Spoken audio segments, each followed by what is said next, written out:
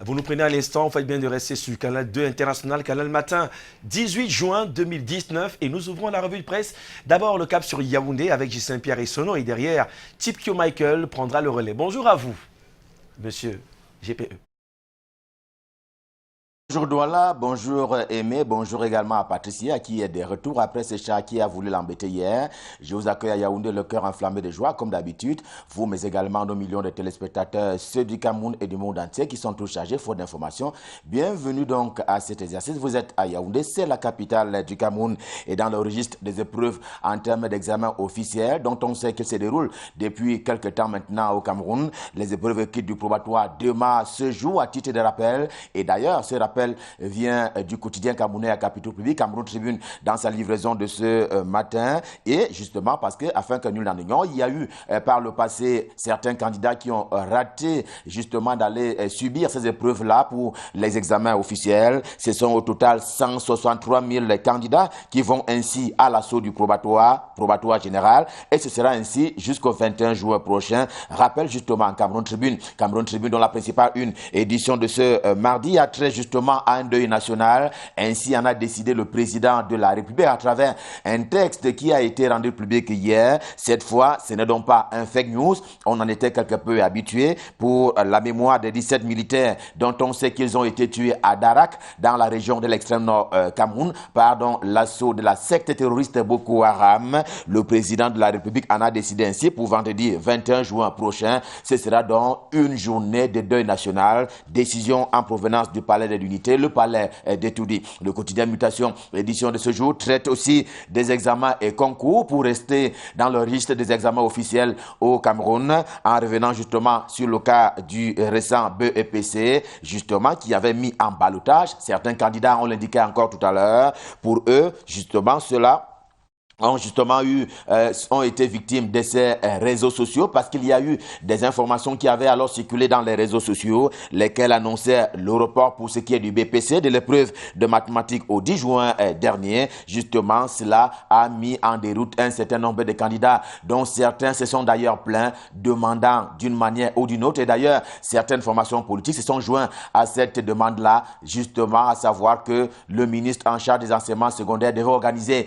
une session de rattrapage pour les candidats qui n'avaient pas pu composer à l'époque à cause justement de ces fake news sur lesquels le quotidien Mutation, le journal de Georges Alain Boyomo, revient ce matin et dans le registre de ce qu'il est également convenu l'appeler l'affaire Maurice Kamto. La nouvelle édition de ce matin nous en propose quelques-uns en termes de nouvelles. Le journal s'attelle précisément à expliquer une révolution, oui, une révolution qui s'était alors mise en place pour être matérialisée au Cameroun. Il semble dire qu'elle a échoué, cette révolution qui a donc été concoctée par un certain nombre d'acteurs politiques au Cameroun et que finalement elle a échoué au dire donc du journal La Nouvelle. Et en plein dans le mille, hier, il y a donc eu justement c'était une du quotidien bleu, le jour d'Aman Mana, le quotidien bleu qui est revenu sur la une qui a fait débat la semaine dernière, à savoir qu'il y avait des contrôles au faciès. Et le quotidien bleu est revenu là-dessus. Question de s'expliquer face à ses lecteurs, face à l'opinion publique nationale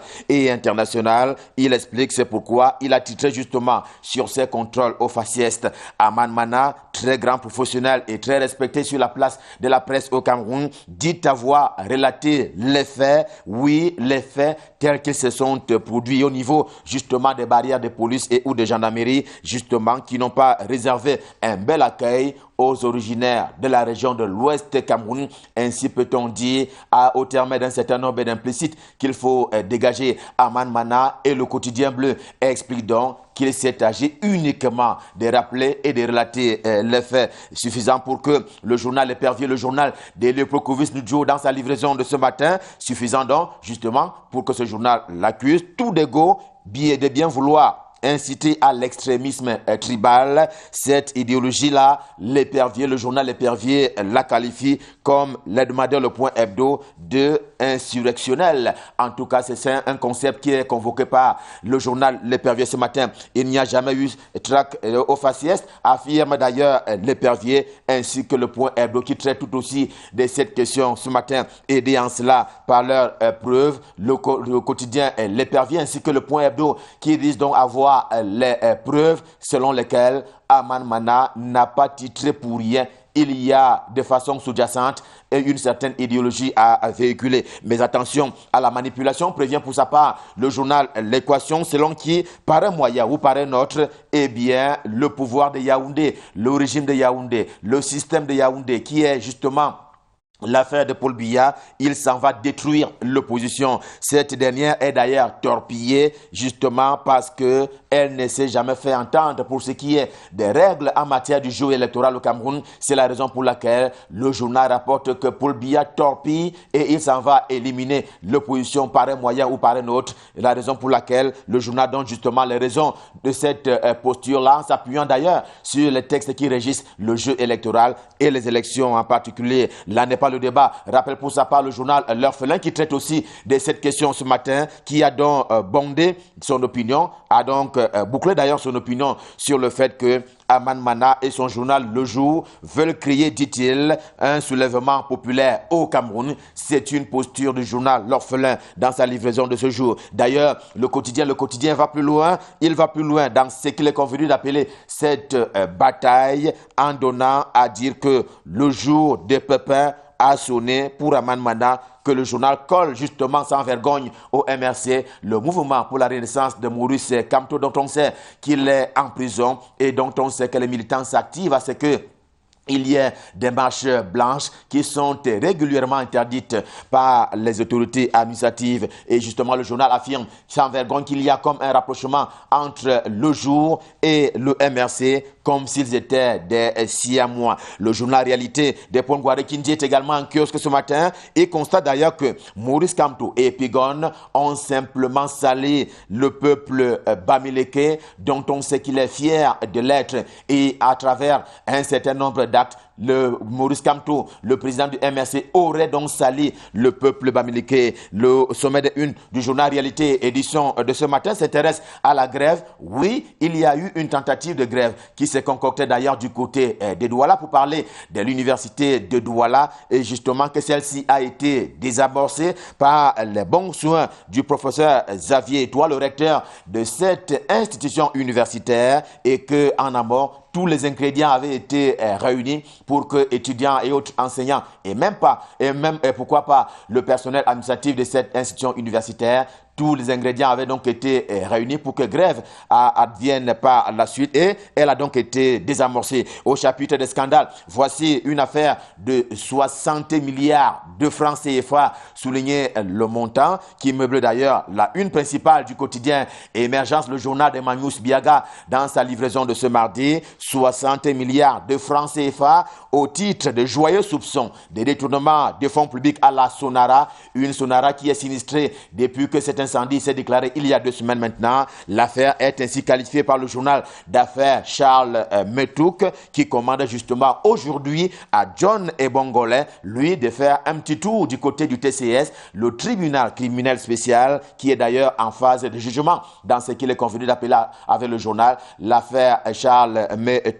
Signalons pour ce qui est justement du sport et du football que l'équipe nationale du Cameroun, équipe au masculin, les Lions indomptables, arrive justement aujourd'hui au Cameroun. Question de recevoir la traditionnelle bénédiction, la traditionnelle onction populaire avant de repartir pour l'Égypte, où justement va commencer la CAN vendredi prochain. Les Lions qui arrivent donc aujourd'hui et qu'après-demain pour rester dans le registre du sport et du football. Les Lions, quant à elles, devront affronter justement dans 2 jours la Nouvelle-Zélande pour ce qui est de la Coupe du Monde au féminin qui se déroule du côté de la France. Un pari est déjà mis sur la table des pronostics, à savoir qu'elle remporte cette rencontre avec un peu plus de 3 buts pour espérer être parmi les 4 meilleurs troisièmes de cette compétition. Espoir justement nourri pour la qualification en 8e de finale. Un peu d'économie ne fait de mal à personne, justement parce qu'il y a lieu de signaler avec le journal L'économie qui annonçait hier que le sort du groupe Bolloré, le groupe français qui acte du côté du port autonome de Douala, que donc son sort allait être scellé hier. Tel n'a plus été le cas. eh bien, cela a été renvoyé à plus tard. Le journal L'économie nous fait savoir justement que le dépouillement pour des offres aura lieu plus tard. Ce sera le 2 juillet prochain. Et avec le journal, cela s'appelle phase finale de sélection. On n'y est pas encore, mais Week-end en tabloïd est en kiosque ce mardi. Week-end, un tabloïd camerounais justement qui reparle un peu du cas de Georges Gilbert Baonla, le fils, entre guillemets, du président de la République Paul Biya, qui est d'ailleurs aux arrêts pour une série de faits qui lui sont reprochés. On en est encore à l'enquête de police qu'il a déjà dépêché son représentant légal en Hexagone et en Outre-mer, cela dans l'espoir de rencontrer certains chefs d'État du monde, parmi eux les plus puissants, question justement pour qu'il prenne en compte lui, sa posture entre guillemets de fils du chef de l'État pour qu'on le libère. En tout cas, il a déjà commencé son plaidoyer à l'étranger à travers son représentant légal. Et avec cette information qui a donc trait à Georges Gilbert Baonla, revue de presse Made in Yaoundé, stop fin, le cœur enflammé de joie, nous vous avons servi. On prend rendez-vous pour demain quand il sera 7 heures. Pour le moment, et toujours avec le cœur enflammé de joie, je mets le cap sur Douala pour retrouver Michael Chipkio pour la suite et la fin de la revue de presse. Bonjour Michael, c'est à vous à Douala. Bonjour Ghislain Pierre et la suite à Douala avec le quotidien La Nouvelle Expression qui nous reparle de la montée de la violence dans les régions du nord-ouest et du sud-ouest Cameroun depuis le passage du chef du gouvernement dans ces deux régions du pays alors qu'il était allé porter un message de paix. Le journal constate simplement que la violence monte de plus en plus. Le dernier fait en date, le journal évoque justement la mort de ces 4 policiers dans un attentat terroriste enregistré à Eyumejok dans la région du sud-ouest Cameroun, alors qu'on se serait attendu à une accalmie pour faciliter les négociations après le passage du chef du gouvernement qui a justement parlé du dialogue prôné par le président de la République. C'est donc la violence qui a repris droit de cité dans les régions du nord-ouest et du sud-ouest Cameroun avec le quotidien Le Messager qui rappelle nombre de faits, nombre de violences enregistrées dans ces régions du nord-ouest et du sud-ouest Cameroun depuis le passage du Premier ministre chef du gouvernement. Qu'est-ce qui peut donc justifier cet état de choses entre le dialogue,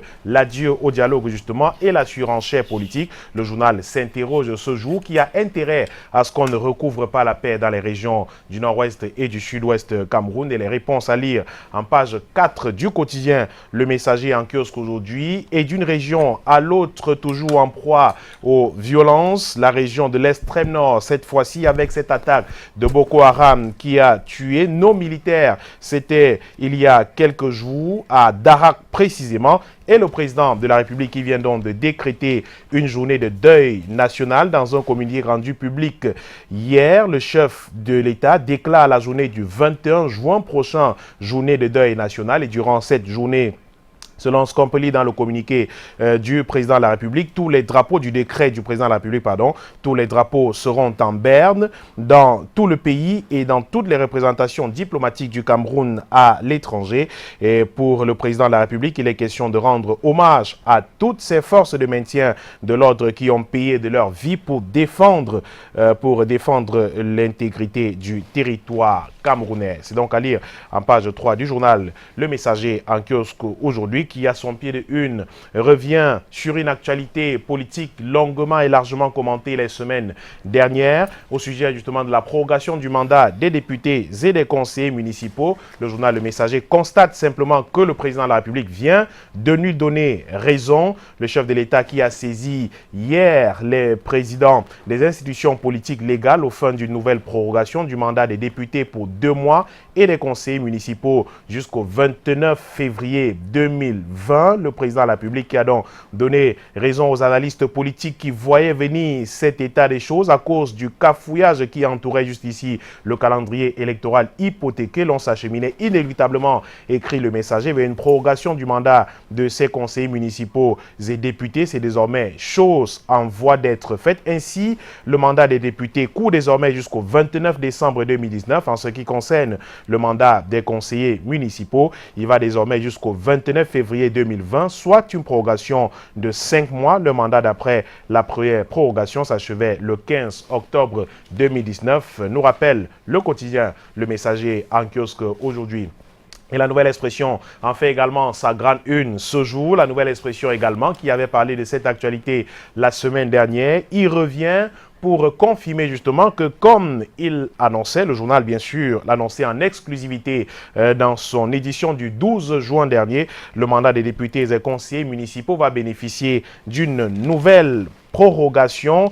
Il faut rappeler, et le journal nous le rappelle d'ailleurs ce jour, que c'est en juillet 2018 que le mandat des députés et des conseillers municipaux élus au scrutin couplé de 2013 avait été rallongé de 12 mois par une loi votée à l'Assemblée nationale. Cette prorogation arrivait à échéance, cette prorogation qui arrivait justement à échéance en octobre 2019. Si ce délai devait être respecté, c'est dès donc ce mois de juin que le corps électoral allait être convoqué, ce qui coïncide d'ailleurs avec la session ordinaire du Parlement.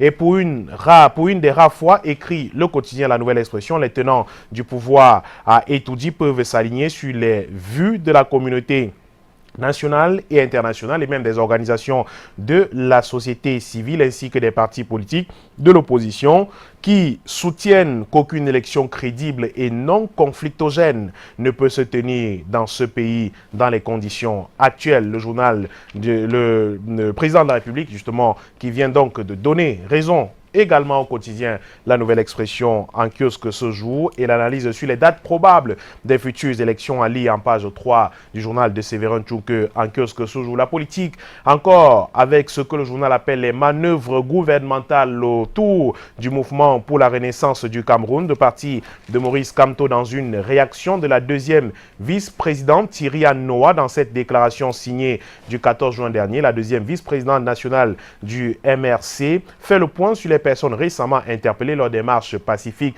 du parti et fixe l'opinion publique sur le sens du combat du mouvement pour la renaissance du Cameroun. On peut par exemple retenir que le MRC ne sera ni complice ni comptable du massacre des Camerounais.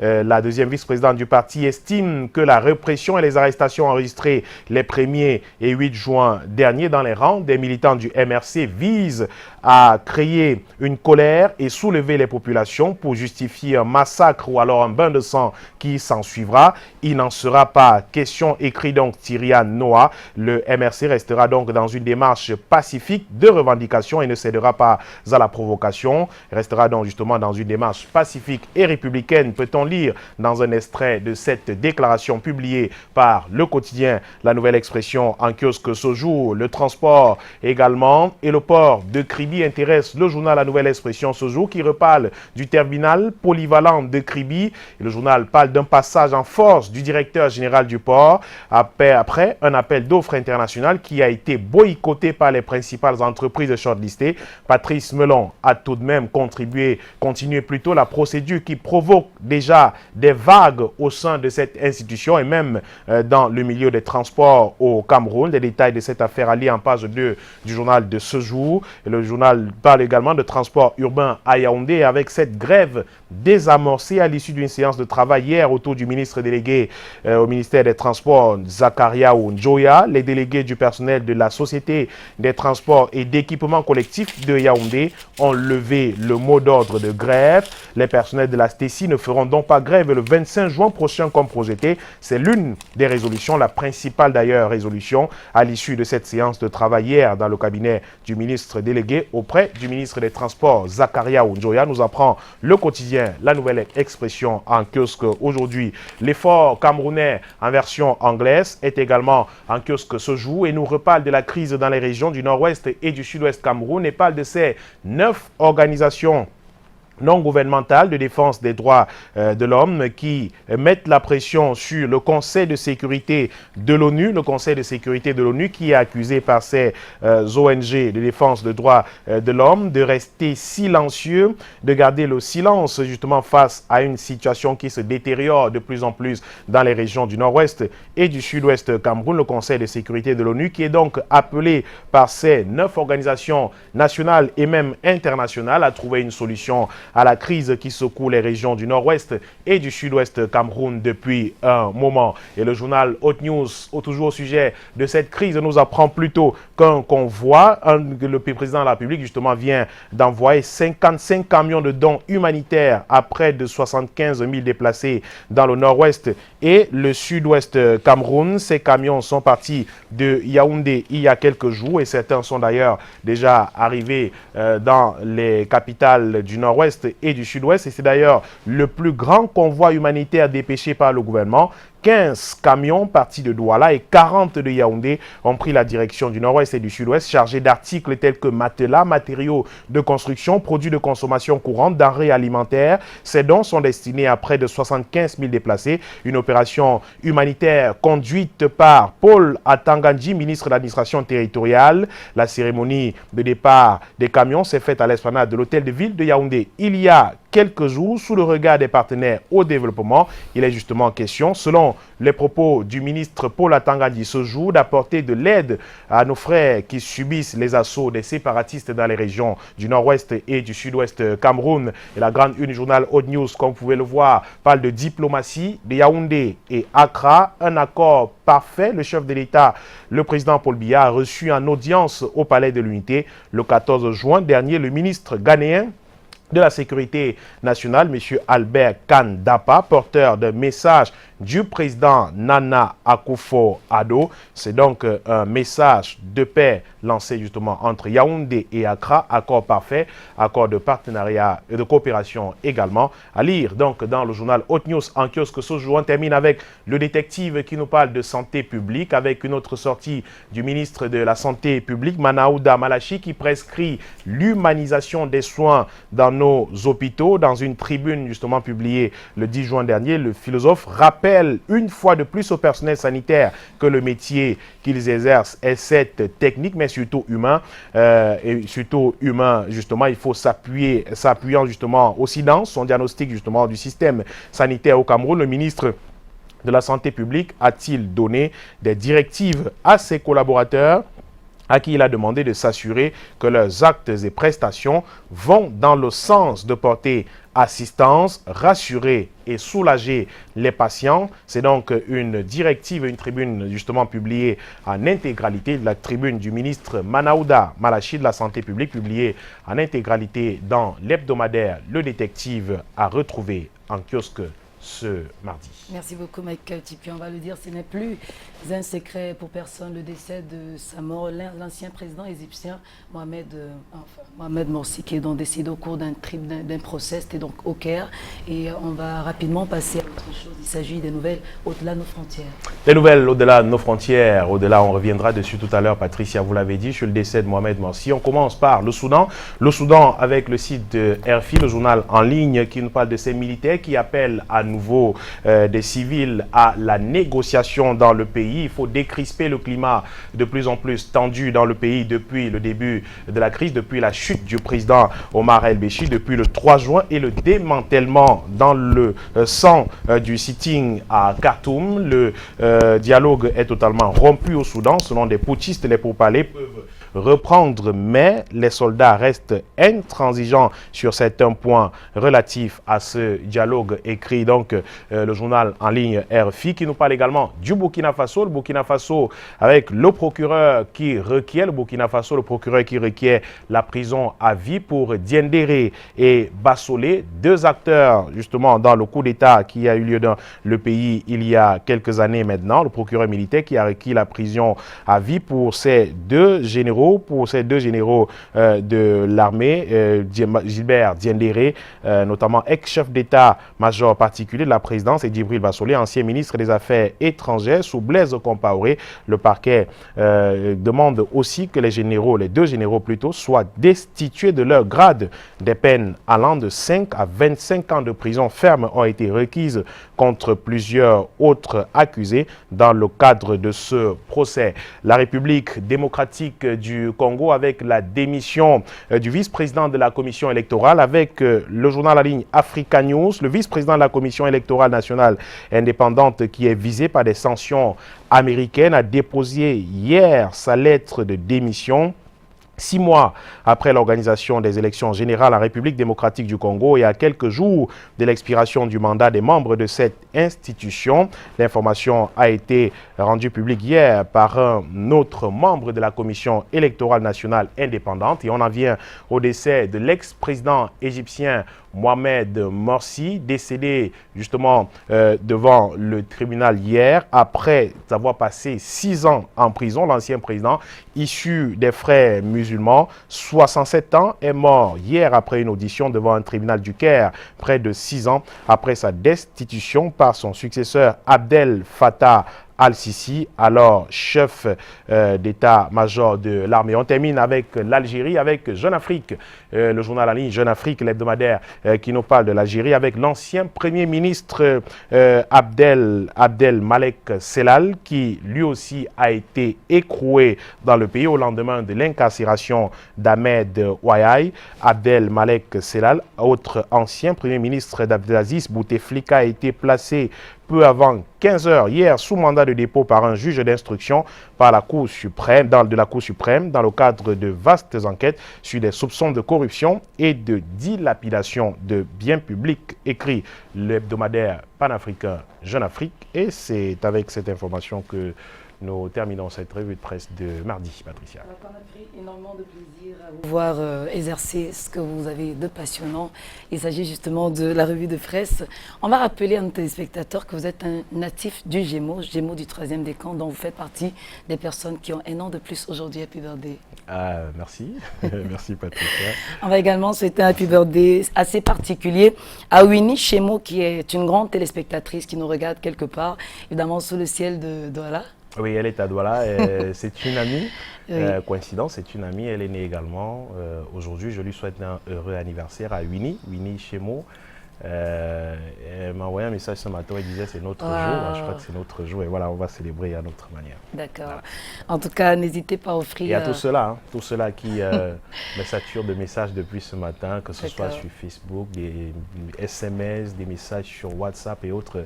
Je leur dis simplement merci. Merci à tous. Voilà. Quel âge a-t-il? On dira qu'il vient d'avoir 17 ans en fait, Michael. Bon anniversaire à vous tous qui avez un an de plus aujourd'hui, alors qu'on est rendu au 18 juin 2019. Aujourd'hui, on célèbre les Léonces, les Armands. On va penser tout de suite à Armand et toi.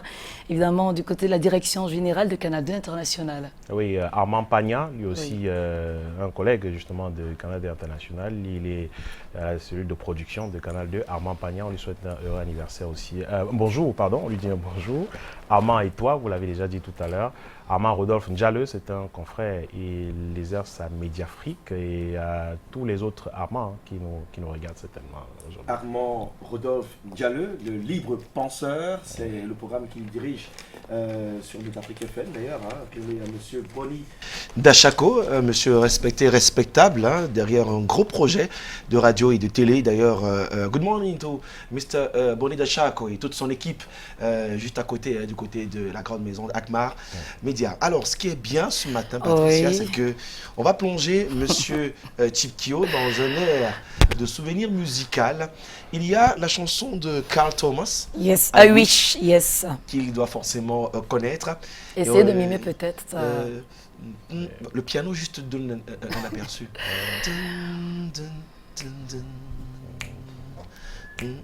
Bon, je vous fais fi du reste, vous aurez le détail avec les extraits. Et puis, I'll Be There de Michael Jackson. Il y en a tellement en termes de titres, en termes de tubes. Les personnages, Carl Thomas, Michael Jackson, on est dans la soul music d'une époque où vous étiez encore Cupidon, faiseur d'amour. Écoutez, j'ai fait le choix de Michael Jackson. Yes. C'est simplement parce que je connais la chanson mieux que le...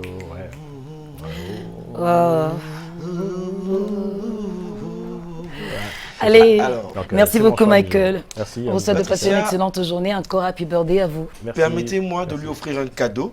et je voudrais pas qu'il parte de ce programme à la fin sans ramener un cadeau. Monsieur Tipio Michael, un spécial Happy Birthday pour vous. Et si le cadeau est compliqué à apporter, moi je vais convoquer quelqu'un pour que le gâteau vienne sur ce. C'est quand même une star de Canal 2, il ne peut pas venir ici sans gâteau. Donc on va demander à Joël Plaisir, monsieur Kouete Joël. Le président. Voilà, président Kouete contrôlée. de Univers Auto, il va nous préparer un gâteau. Et je suis sûr qu'avant 9h, ça va arriver ici. Joël Plaisir, hein, ce sera pour faire plaisir à Michael Tipkio. Happy birthday to you, Mr. Allez. Thank you. Tipkio. Thank La you very much. transition. Merci beaucoup. La transition qui est vite faite parce qu'on va faire plaisir à tous ces annonceurs qui nous accompagnent tous les jours, de lundi à vendredi dans Canal Matin. Et juste après, on baladera nos téléspectateurs à travers un site, un village particulier. On va rappeler que c'est l'un des rares villages à détenir encore les traces de la traîne négrière. C'est dans la partie ouest du pays. C'est tout de suite. Allez, derrière boulot ça. d'abord. On va